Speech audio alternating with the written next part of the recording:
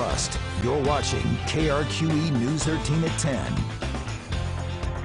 New Mexico's 60-day legislative session is over. It was a unique session with it being fully virtual for the public and in the middle of the pandemic.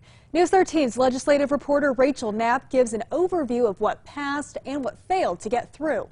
DA, stay safe, everybody. It was a legislative session like no other. Coronavirus concerns kept the public out of the People's House. Lawmakers conducted the state's business virtually.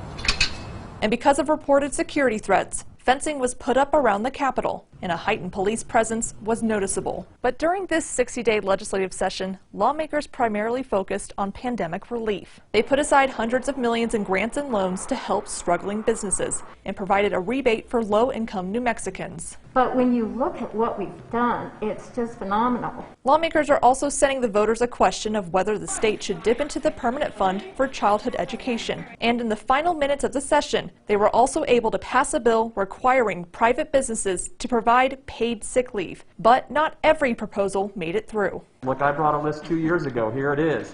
And I checked off a whole bunch of things.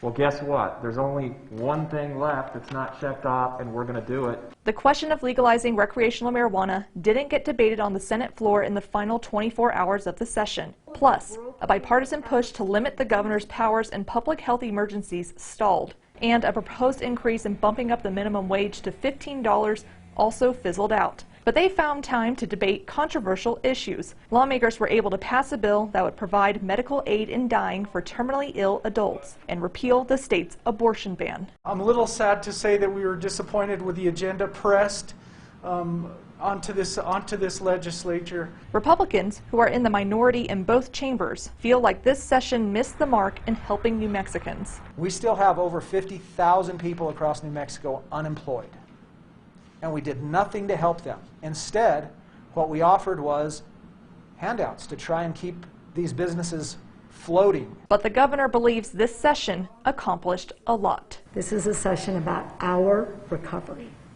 our health and our future. A handful of bills already got the governor's signature, and now she has a couple proposals to look over for final approval. Reporting from the Roundhouse, Rachel Knapp, KRQE News 13. The most important bill, the budget, was also sent to the governor yesterday. The majority of the $7.4 billion budget goes to public education. Legislators will continue talks over legalizing recreational marijuana later this month. Governor Lujan Grisham is calling for a special session starting March 31st, saying there wasn't enough time in this 60-day session to get it done, something the Senate Majority Leader addressed. Republican member with a shopping cart full of amendments and a lot of Red Bulls right next door, and you have a House that's stuck on 3-hour concurrences. There was no way it was ready. Right now, as it stands, HB 12 would allow the sale of cannabis starting in April 2022. It would have an excise tax of 12% that would go to local and county governments, and only people 21 years and older would be allowed to buy it.